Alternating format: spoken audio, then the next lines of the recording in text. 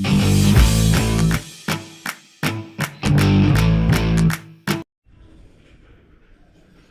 right, guys, welcome to another episode of DeFonzi's Garage. I am DeFonzi. Like always, here with my good pal, my buddy, my brother, Debo D. What's going on? Today we're going to be doing things a little bit differently. We're going to wind up doing an unboxing. This Monte Carlo has come a long way. Basically, we're trying to go with modern times. So it looks like we're going to wind up going EFI on this Monte Carlo. A lot of work that goes into this, especially with return lines. And we're going to try to do a little bit more talking in this episode, a little bit more step by step to kind of show you guys what we're doing. But stay tuned.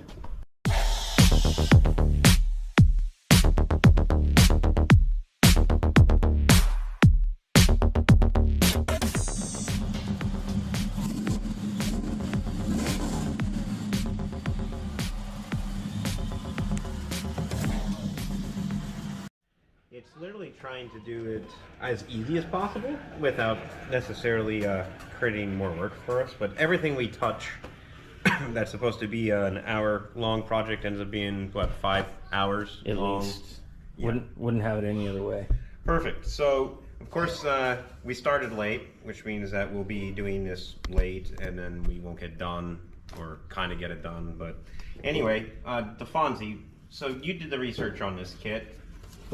Tell us a little bit about it. Yeah, so basically what this is, guys, this is the FITEC 30004 kit. Basically what this is, it's going to take over the carburetor, right? So the carburetor is going to wind up coming off.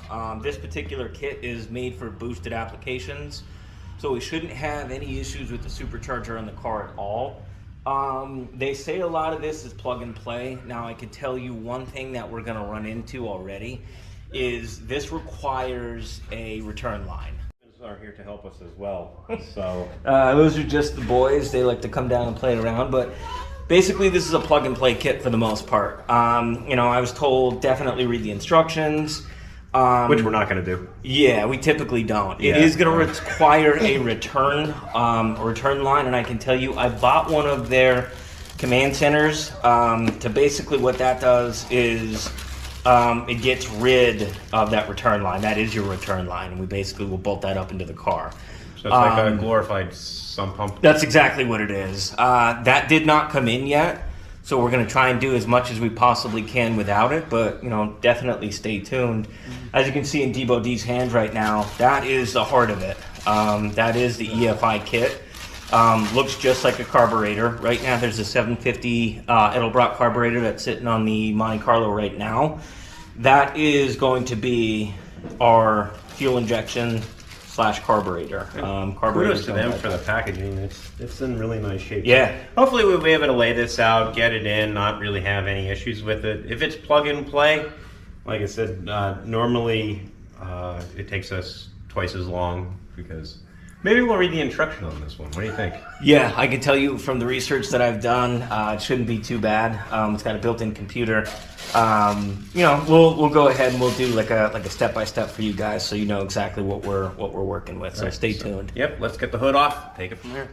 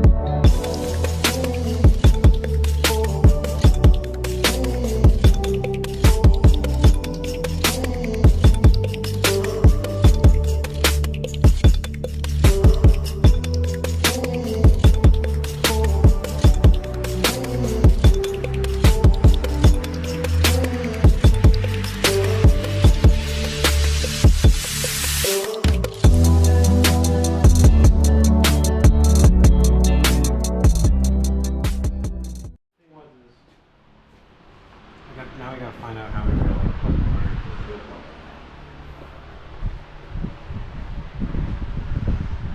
Because essentially, we'll pull this off. Yeah. I'll back feed the wiring and where we had to. Now, does the ECM that's provided with this, does that control the fuel pump circuit? I believe it does.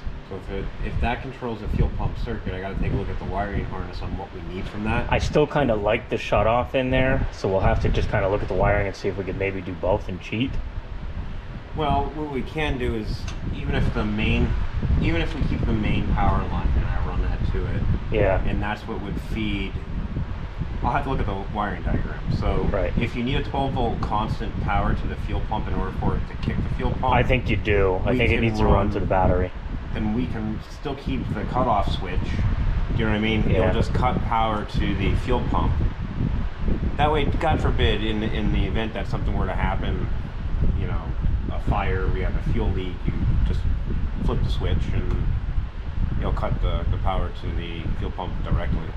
Exactly, and what Debo D is talking about, right? So there is actually a switch inside the car, which I could go ahead and show you guys, that will automatically shut the power and the fuel right off to the fuel pump, just in case, you know, God forbid something were to happen. You know, if there were a fire, you know, you can go ahead and just hit that button and it completely disconnects the fuel. We'll have to take a look because these are both steel lines. That's a hard line, right? Yeah. Well, it's a hard line to a soft line, and we capped it. So we literally put a hose on it, put a bolt in it, and God, we were such idiots.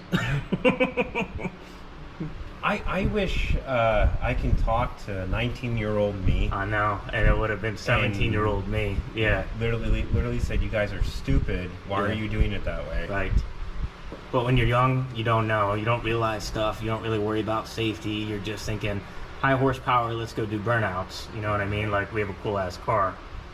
Now that we're a little bit older, yeah. Yeah, well, this wouldn't fly anywhere. No. With me nowadays. This is not happening. Rigged and boogered and... Like I said before, I guess if it works, it's not really a bad idea. It's just, you know. Okay. So we get to read some diagrams.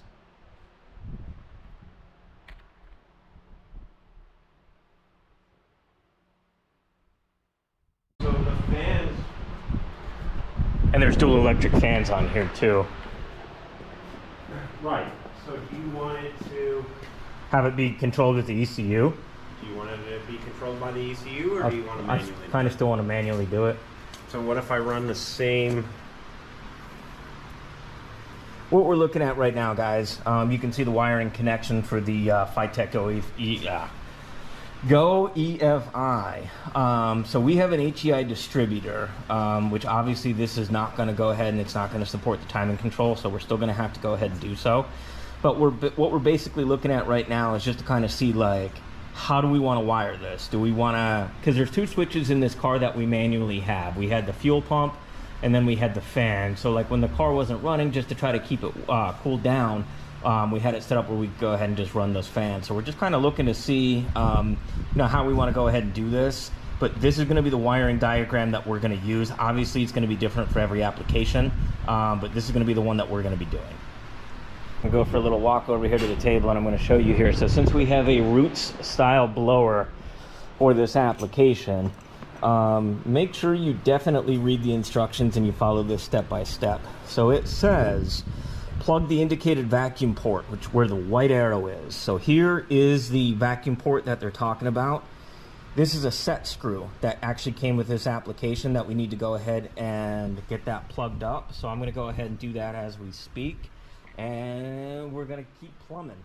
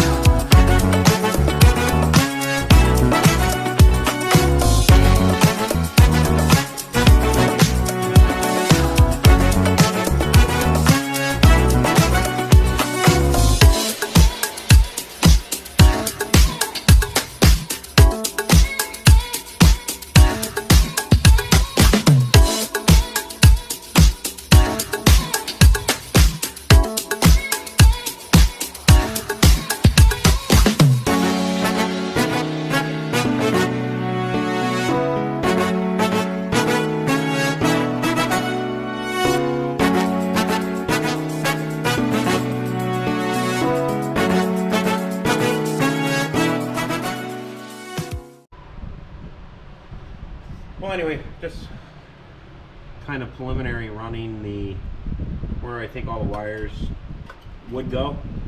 So we have coolant temperature sensor running over obviously to the coolant temperature sensor. Main body harness or powered harness, I want to run along this side to where the battery is. And then we'll have O2 sensor housing. We're going to have this is going to be all the link stuff that has to go into the cab tag signal. And then yeah, that's pretty much it. Well, just so you guys know too, we are going to wind up cutting a hole for the O2 sensor. This kit, it doesn't matter if it's on the passenger side or the driver's side. Obviously you want to do it where, you know, the wires aren't going to melt, and, you know, where, you know, it's not going to be heat soaked. So, you know, definitely take a look at your application. We'll be using a step bit when we cut ours, and we'll kind of show you how that goes as well.